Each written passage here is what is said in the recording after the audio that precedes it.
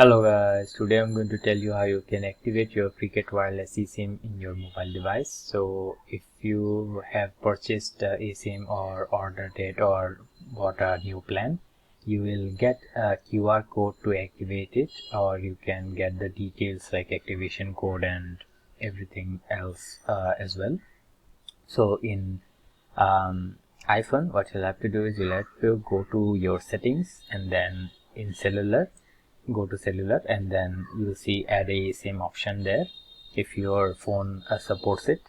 After you press on that, it will take you to this page where you can use the QR code or you can transfer from nearby iPhone.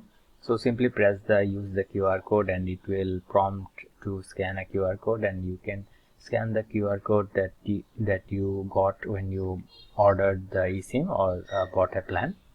So after you scan the QR code, it will download, the eSIM will be downloaded on your device and installed, and you can activate it by confirming the installation. So this is how you can easily activate your Cricket Wireless eSIM.